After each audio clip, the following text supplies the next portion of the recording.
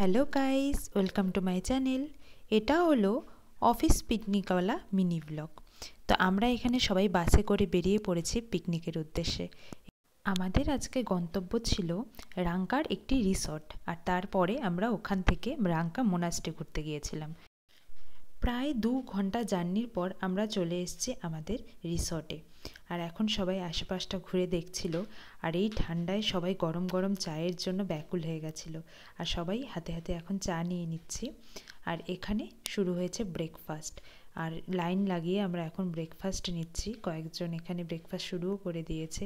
ব্রেকফাস্টে ছিল পুরি আর ঘুগনি, আর সবাই এখন বসে পড়েছি আমরা ব্রেকফাস্ট করতে। আর ভিউটা ছিল ওখানকার অসাম। দেখুন, আমরা যেখানে ব্রেকফাস্ট করছি তার সাইডের থেকে ভিউটা ছিল সুন্দর, শান্ত, একদম পাহাড়ি পরিবেশ। আর এরপর আমাদের খেলা শুরু হলো মিউজিক্যাল বল, আর আমরা সবাই এখানে খেলতে শুরু করে দিয়েছি। মিউজিক্যাল বলের অল্প কয়েকটা রাউন্ডের পরেই আমি আউট হয়ে গেছি, আর ফাইনালি এরা পরের ধাপটা খেলছিল। এরপর আমরা শুরু করে দিলাম ডান্স।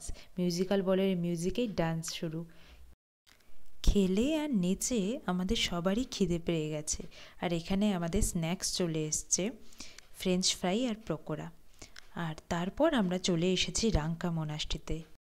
এই জায়গাটাকে আলাদাভাবে হয়তো বর্ণনা দিতে পারবো না। এত শান্ত আর এত নিরিবিলি, এত লোক থাকা সত্ত্বেও এই জায়গাটায় যেন একটা আলাদা শান্তি বিরাজ করে।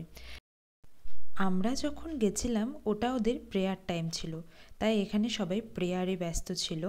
আর তারপর আমরা চলে আসলাম আমাদের রিসর্টে। এই ছিল আমাদের লাঞ্চ মেনু।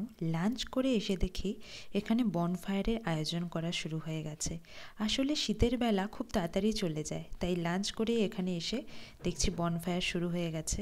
এবার বনফায়ারের চারিদিকে সবাই চেয়ার নিয়ে বসে আছে। আর এই দিকে আমাদের পিকনিকের শেষ মুহূর্তটাও ঘনিয়ে আসলো। সবার সাথে খুব সুন্দর একটা দিন কাটালাম।